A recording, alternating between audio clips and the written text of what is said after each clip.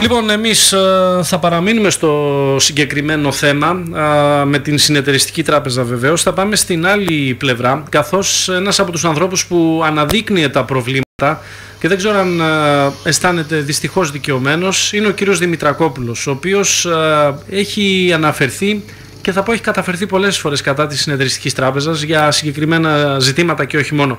Θα συνομιλήσουμε με τον κύριο Δημητρακόπουλο. Καλό σας μεσημέρι. Καλημέρα σας κύριε Βούτσινε, καλό μεσημέρι και στους ακροατές σας. Τι κάνετε? Τι να κάνουμε, σήμερα τα μάθαμε όλα αυτά. Για πείτε μου κύριε Δημητρακόπουλε, καταρχάς περιμένατε κάτι τέτοιο με τη Συνεταιριστική πέρα και θα επιστρέψω στο παρελθόν και τι έχετε κάνει? Περιμένατε μια τέτοια εξέλιξη? Όχι, δεν το περίμενα ποτέ. Ήδη είχαν ανακοινώσει, κάπου έμαθα ότι την 1η Απριλίου είχαν και εκλογές. Ναι, σωστά. Τι γίνεται τώρα, γιατί πιστεύετε ότι οδηγήθηκε εκεί? Εσείς καταρχάς με τη Συνεταιριστική πρέπει να πω ότι είστε ένας από τους ανθρώπους που όπου βρισκόταν δεν έλεγε και τα καλύτερα λόγια, κύριε Δημητρακόπουλε, έτσι? Κύριε Βούτσινε, είμαι ο πρόεδρος των δανειοληπτών συνεταίρων εγγυητών της Συνεταιριστικής Τράπεζας Λαμίας. Έχω αγωνιστεί πάρα πολύ και με τους συνεταίρους για αυτό το ίδρυμα. Δεν ήμασταν ποτέ εναντίον του Ιδρύματος, ούτε ποτέ είχα παροτρύνει συνεταίρους να κάνουν αναλήψεις από τα χρήματά τους. Ήδη τους έλεγα βάλτε τα παιδιά μέσα, να στηρίξουμε όσο μπορούμε. Αλλά κύριε Βούτσινε, οι διοικήσεις Δασκαλόπουλου και Καρδάκου μας φερθήκανε πολύ άσχημα. Αντί να στηρίξουν τους μικροδανειολήπτες, μας χαντακώσανε, μας πήρανε τις περιουσίες, εμένα για να αναφερθώ για 10.000 ευρώ, μου πήραν ακίνητα, το μαγαζί μου και την πρώτη μου κατοικία, αξίας 600.000 ευρώ. Για να πληρώσω εγώ το μάρμαρο σήμερα, κύριε Βούτσινε, να πουλήσει η τράπεζα τα ακίνητά μου για να ξεχρεωθεί. Δεν έγιναν κάποιες ευνοϊκές ρυθμίσεις, διορθώστε με? Ρυθμίσεις, γιατί καταγγέλω και από το ραδιοφωνικό σας σταθμό, καταγγέλω τις διοικήσεις Δασκαλόπουλου και Καρδάκου ότι δεν μας δίναν, δεν μας χορηγούσαν τις καρτέλες μας. Πάντοτε στις γενικές συνελεύσεις όλες, εδώ έχω ένα παράπονο να κάνω, δεν ερχόταν οι συνεταίροι στις γενικές συνελεύσεις και παίρναν αποφάσεις μόνο με 50 άτομα. 50 άτομα κύριε Βούτσινε παίρναν αποφάσεις εναντίον μας των μικρών συνεταίρων. Και τα 50 άτομα ποιοι ήτανε? Ήτανε οι οικογένειες των διοικούντων και οι οικογένειες των υπαλλήλων, που ουσιαστικά είναι συνεταίροι. Δεν ερχόντουσαν οι άνθρωποι. Φοβόντουσαν. Τους εκβιάζανε να τους πάρουν τα ακίνητα.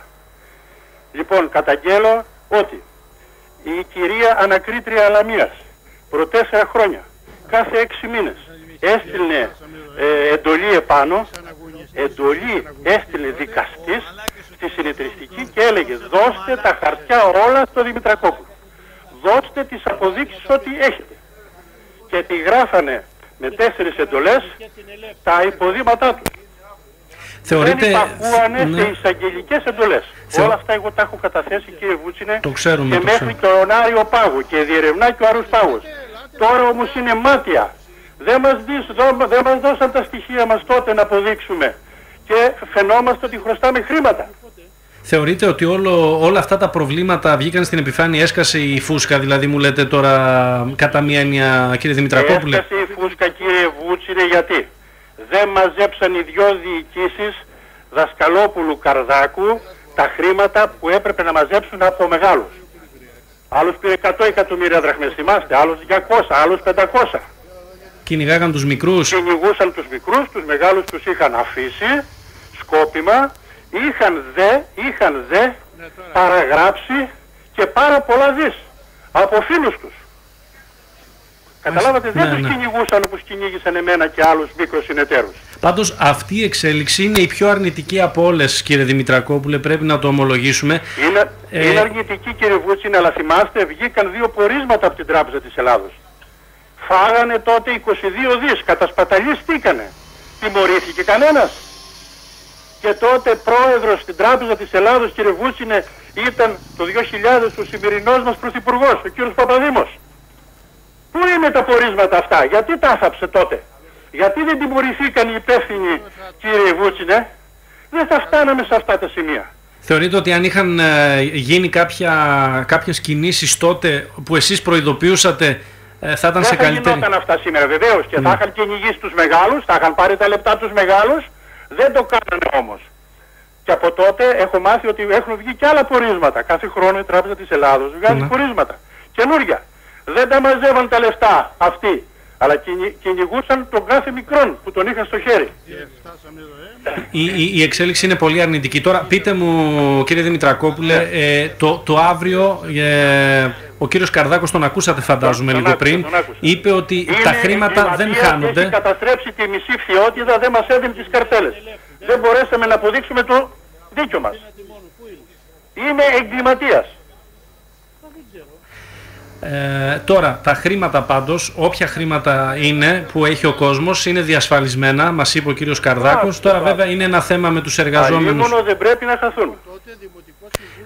Εσείς πείτε μου ειλικρινά, κύριε Δημητρακόπουλε, γιατί είστε ο πρόεδρος, είπαμε, των δανειοληπτών. Συνεταίρων και εγγυητών. Γιατί την έχουν πληρώσει και εγγυητές. Σίγουρα. Αντί να πάρουν τα σπίτια των οφειλετών, πήραν των εγγυητών. Λοιπόν, κύριε Βούτσινε. Δηλαδή, με λίγα λόγια, κύριε Δημητρακόπουλε, θα επιμείνω λίγο. Πιστεύετε ότι τα προβλήματα τα οποία εσείς είχατε καταγράψει, είχατε απευθυνθεί και στη δικαιοσύνη, αν είχαν έστω όχι προβλεφθεί, λίγο σουλουπωθεί, να το πω έτσι λαϊκά, δεν θα έφτανε η συνεταιριστική τράπεζα? Δεν θα έφτανε η συνεταιριστική σε αυτά. Θα είχε μαζέψει τα χρέη από τους μεγάλους συνεταίρους, να τα μαζέψει και από τους μικρούς. Αλλά, κύριε Βούτσινε, έπρεπε να μας αφαιρέσουν τα πανωτόκια. Εγώ έκανα μεγάλον αγώνα. Ο Καραμαλής έβγαλε ένα νόμο και λέει αφαιρέστε τα πανωτόκια. Το Ίδρυμά μας δεν τα αφαίρεσε. Εμένα με κυνηγούσε για 16,5 εκατομμύρια δραχμές ότι έβαλα στην τσέπη μου και εγώ έβαλα 2,5. Και για 2,5 εκατομμύρια μου πήρε και την πρώτη μου κατοικία και το μαγαζί μου, αξίας 600.000 ευρώ. Και αυτά τώρα από τους μικρούς από εμάς, όπως εμένα, έχει κάνει και σε άλλους μικρούς. Στους μεγάλους δεν τα έκανε, γιατί μισολαβούσαν πολιτικοί, μισολαβούσαν κολλητοί που τους αποκαλώ, συμμορία κολλητών τους αποκαλώ. Και καταλάβατε, και έχω στοιχεία να αποδείξω τους κολλητούς.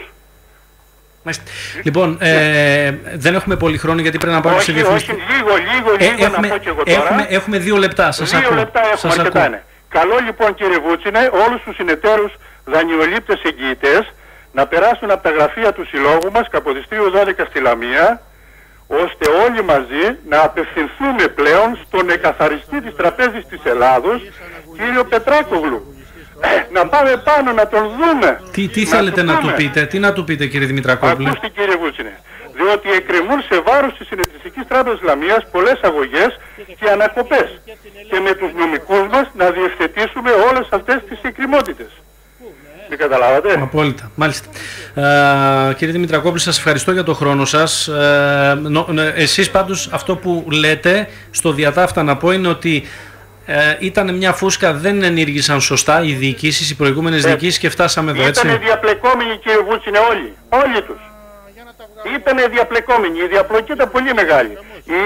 Ήδη θυμάμαι, είχα στείλει και μια επιστολή προς τον κύριο Παπαντρέο όταν ήταν πρωθυπουργός, σώσε τη φθιότητα, η διαπλοκή είναι σε μεγάλα επίπεδα. Και υπόψη, κύριε Βούτσινε, και σε άλλες εφημερίδες που εξέδιδα, πρώτο σέλιδο είχα, γιατί σιωπούν οι βουλευτές. Τα βλέπαν οι βουλευτές μας αυτά όλα. Ναι. Δεν κάναν τίποτα και φτάσαμε εδώ. Θα μιλήσουμε και με βουλευτές σε λίγο. Σας ευχαριστώ για το χρόνο σας, κύριε Δημητρακόπουλε. Να είστε καλά. Καλό μεσημέρι.